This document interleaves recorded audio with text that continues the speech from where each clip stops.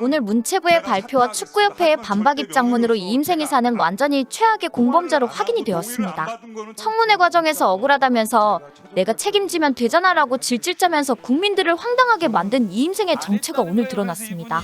그동안 이임생 이사가 내가 책임지고 추천했다부터 시작해서 책임을 지고 사퇴하겠다는 발언이 모두 거짓말로 드러났기 때문입니다. 오늘 축구협회가 발표한 반박 입장문은 그동안 이임생이 큰소리친 내용들과는 완전히 다른 것이었습니다. 오늘 문체부의 발표와 축구협회의 반박 해명문으로 이임생의 본색과 정체에 대한 궁금증이 높아졌습니다. 현재 국회 청문회 과정에서 위증 혐의로 고발당할 처지에 놓였다는 이임생입니다. 이임생은 청문회에서 자진 사퇴 의사를 밝힌 후에 바로 나는 아프다라며 병원에 입원해버렸습니다. 그리고 아직까지 축구협회에 사직서를 제출하지 않은 것으로 알려졌습니다. 이런 상황에 오늘 문체부는 이임생은 추천 권한이 없다라며 절차와 규정을 지키지 않았다고 지적했고, 축구협회는 해명문에서 이임생은 면담을 하지 않았고 협상만 했고 최종 결정은 정몽규가 했다라고 반박했습니다. 그동안 모든 권한을 가지고 홍명보와 면담하고 최종 결정했다고 주장한 이임생의 꼴이 우습게 된 상황입니다. 도대체 이임생의 큰소리와 눈물은 진실이라고는 하나도 찾아볼 수 없는 완벽한 거짓말로 드러났습니다. 방송과 유튜브로 생중계되는 청문회에서 큰소리치고 눈물까지 흘린 사실이 모두 거짓말로 드러났습니다.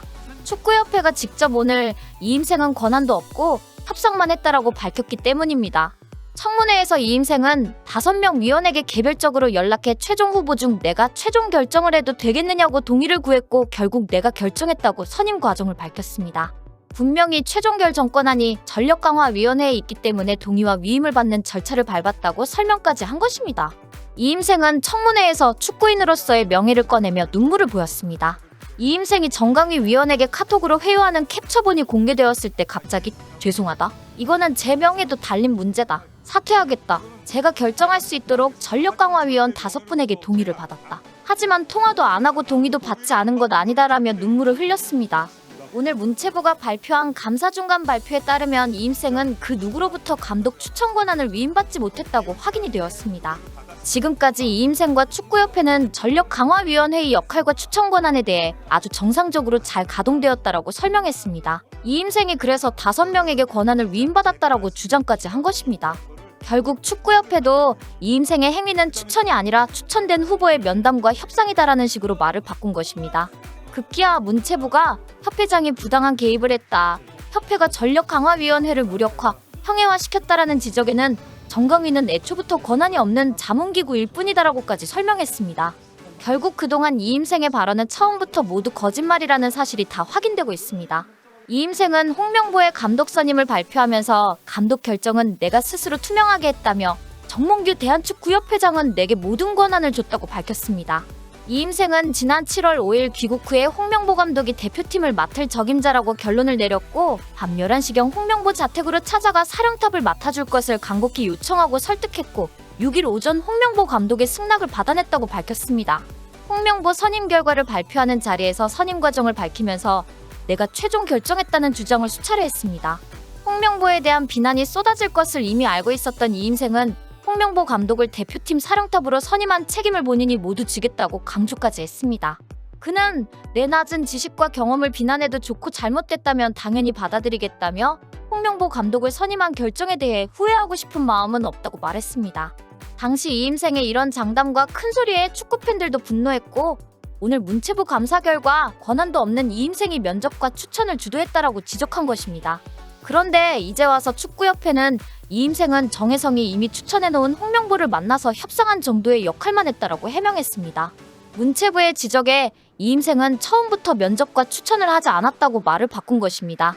지난 7월 이임생은 모든 권한을 받고 자기 혼자서 이미 홍명보로 결정하고 밤새 설득했다라고 설명했습니다. 당시 외국인 감독 2명을 유럽에서 만난 뒤 귀국하자마자 자신의 의지와 결정으로 홍명보 감독을 만났다며 감독 선임의 모든 과정을 홀로 진행했다고 강조해왔습니다. 그런데 축구협회는 오늘 완전히 그 발표를 뒤집어버린 것입니다. 이임생과 축구협회는 국민을 아주 바보로 알고 이랬다 저랬다 횡설수설해도 되는 것처럼 희롱한 것이나 마찬가지입니다. 특히 이임생은 국회에서 대표팀 감독 선임 전 면담에서 홍명보 감독과 둘이 만났다고 주장했다가 거짓말로 드러나면서 위증 혐의까지 받고 있습니다. 최영일 부회장과 동행했는데도 사실을 있는 그대로 밝히지 않고 당당하게 단둘이 만났다라고 수차례 발언한 것입니다. 후보자 면접 권한이 전혀 없는 최영일 부회장은 또 나는 당시 두 사람의 대화에 끼지 않고 스마트폰만 보고 있었다 라고 주장했습니다.